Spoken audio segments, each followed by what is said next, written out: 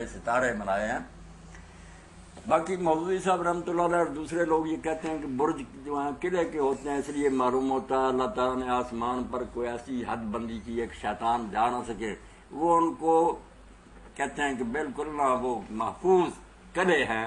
انہوں نے یہ مانا لے 45 ایئر ایسے ہیں چھٹے جن پر پہرا دے رہے ہیں فرشتے یا اللہ تعالیٰ کی طرف سے، تو محفوظ علاقے انہوں کو یہ مانا. مگر یہ سیدھی صاحب بات ہے کہ عرب جو تھے نا، یہ بات بھی سب کو ذہن میں رکھنی چاہیے. بالکل اچھا کیا عبد الرحمان نے کہ جو عرب کے بدو معنی لیتے تھے نا، سیدھے سادے دیہاتی، ان کو چھوڑ کر یہ گہرے معنی نہیں لینے چاہیے. کیا آج لوگ کہتے ہیں یہ معنی بنتا یہ معنی بنتا، اس لیے اس سے قرآن خراب ہو جائے گا معاذ اللہ، اس میں تحریف ہو جائے گی. یہ تو مفہوم یہ ہوا کہ جن کے سامنے اترا تھا ان کے پلے تو کچھ نہیں پڑتا تھا. 1400 سال کے بعد کے لیے اللہ نے یہ معمہ رکھ دیا کہ کوئی غامدی پیدا ہوگا، کوئی غلام پرویز پیدا ہوگا، پھر حل ہوگا. قرآن نہ ہوا مذاق.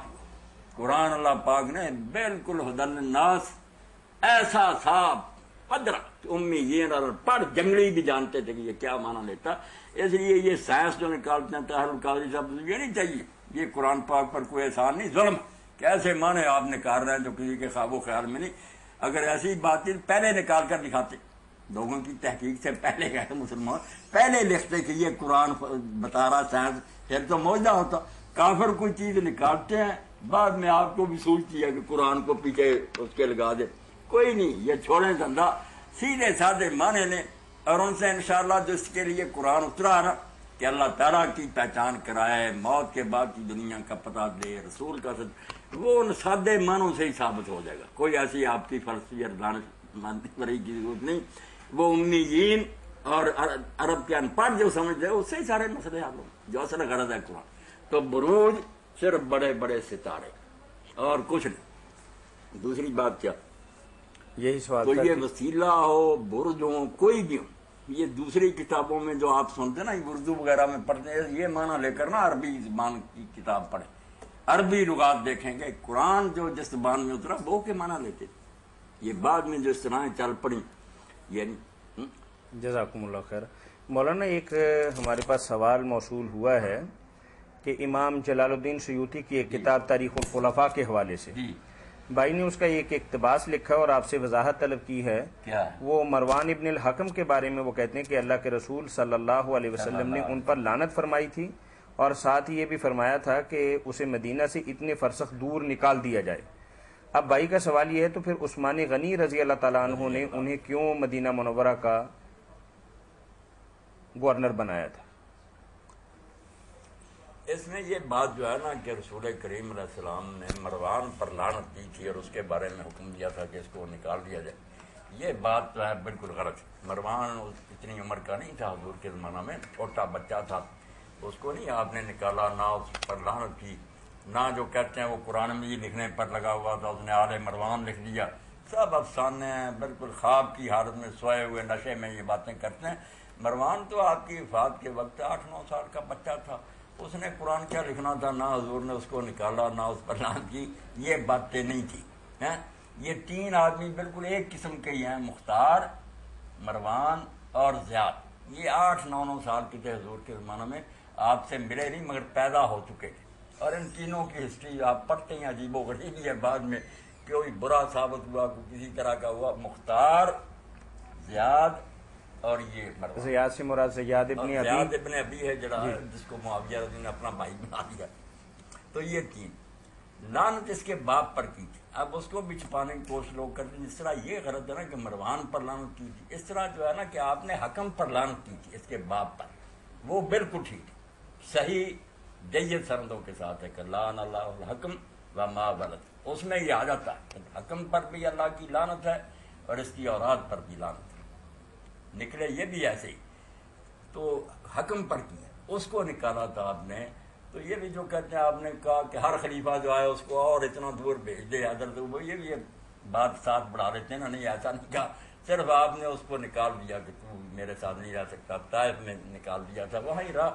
تو حضرت عثمان رضی اللہ تعالیٰ نے یہ سمجھ کر، وہ نیک تھے، بہت شرمیلی طبیعت کے تھے، چچا تھا سگائی ان کا، انہوں نے کہا بوڑھا ہو گیا اب یہ کیا کرے گا، چلو واپس بلا لیں. یہ بھی جو کہا جاتا ہے نا کہ حضرت عثمان رضی اللہ عنہ نے کہا تھا حضرت ابوبکر سے, حضرت عمر سے رضی اللہ عنہ کہ حضور سے میں نے اجازت لے لی تھی کہ اس کو واپس بلا لیا جائے, اس لیے آپ بلا لیں, مگر وہ نہیں مانے. یہ بھی کہانی جھوٹی ہے کہ اگر اجازت لے لی ہوتی تو حضور خود ہی کہہ دے اجازت کی, کیا اپنے دور میں کہہ دیتے آ جائے واپس. یہ کوئی لمبا چوڑا کام تھا کہ امریکہ سے بلانا تھا. اور دوسرا جو کہ حضرت ابوبکر اور حضرت عمر سے کہا, حضرت عثمان رضی اللہ عنہ نے کہا کہ میں نے اجازت لے لی, وہ بھی نہیں مانے. یہ تو اور معاملہ خراب ہوا کہ حضور کی بات پیش کی, اگر وہ سمجھتے ہیں کہ عثمان جھوٹ بول رہا ہے, یہ بھی معاملہ خراب. دیکھیں کیسا تیر چلایا ہے کہ سارے مجروح ہوتے ہیں. اگر یہ سچ بول رہا تو ابوبکر عمر گئے کہ رسول اللہ نے اجازت دیا, آپ کیوں نہیں بلاتے؟ اور اگر جھوٹ بول رہا ہے چچا کی خاطر تو عثمان رضی اللہ عنہ گئے. تو یہ ساری باتیں غلط ہیں. یہ نہیں حضرت عثمان رضی اللہ عنہ نے کہا نہ کوئی اجازت لی تھی. اپنے دور میں انہوں نے سمجھ کر کہ یہ کوئی شرعی حکم تو نہیں ہے کہ ایک آدمی کو اگر نکالا گیا تو یہ دین تو نہیں کہ نکالا ہی رہنے دیا جائے اس کو. اگر وہ دیکھا جائے کہ اب بوڑھا ہو گیا یا اس سے کوئی خطرہ نہیں تو حق میں وقت بلا بھی سکتا. ٹھیک ہے, یہ بات قانون شرعن کوئی نجائز تو نہیں, مگر نتیجہ خراب نکلا. آپ نے جو سوچا تھا وہ نہ نکلا. وہ بعد میں بھی آیا, اس نے شرارتیں نہ چھوڑیں. بچے دونوں جو تھے حضرت عثمان رضی اللہ عنہ نے ان کو بیٹیاں دے دی, مروان کو بھی ایک دے دی, ایک حارث کو دے دی. حکومت بھی ان کے سپرد کر دی اعتماد کر کے کہ یہ میرے اپنے ہیں, میرے ساتھ اچھا رویہ رکھیں گے. مگر وہ وہی نکلے جو حضور نے کہا.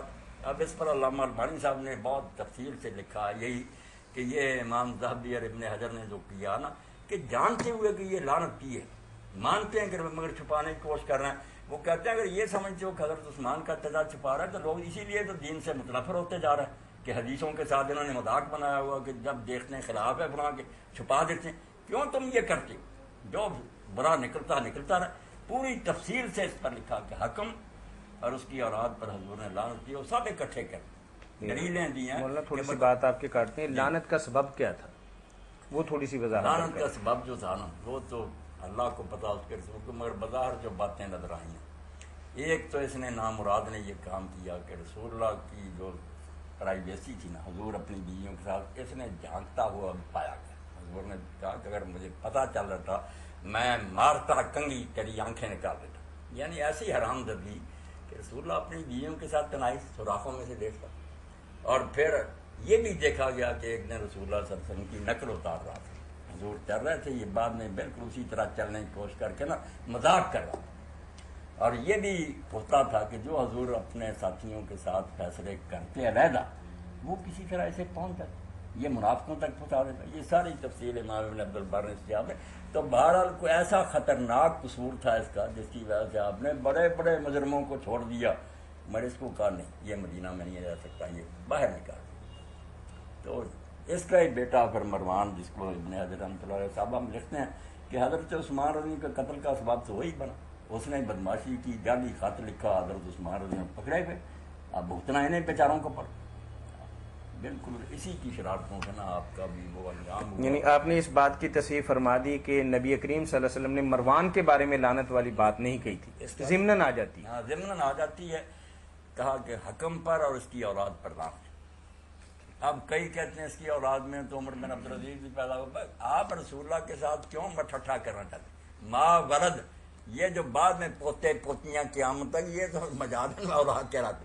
اصل اولاد تو جو آدمی کی پشت ہے, جو اس کے وطن سے نکلے تھے نا پشت سے, ان کی بات ہے عبدالعزیز کی. اور یہ وہ واقعی دیکھ لیں وہ نہیں اچھے نکلے, ان کا معاملہ خراب.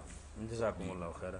مولانا ہمارے پاس ایک سوال بھائی امیر حسین صاحب نے بھجوایا ہے جی, اور انہوں نے ایک حدیث مبارکہ کا حوالہ دیا اور اس کی وضاحت طلب کی ہے کہ وہ کس رتبہ کی حدیث ہے. وہ انہوں نے لکھا ہے کہ نبی کریم صلی اللہ علیہ وسلم نے فرمایا کہ میرے صحابہ آسمان پر ستاروں کی مانند ہیں, جو کوئی کسی ایک بھی ستارے کو پکڑ لے گا اس کو روشنی ملے گی. اور ان کا سوال یہ کہ اس حدیث کی وضاحت اور حوالہ بتا دیں, اور نیز یہ بتا دیں کہ یہ حدیث صحیح ہے. جزاکم اللہ. بالکل یہ روایت زبان عوام اور علماء بھی ممبروں پر بیان کرتے رہتے ہیں.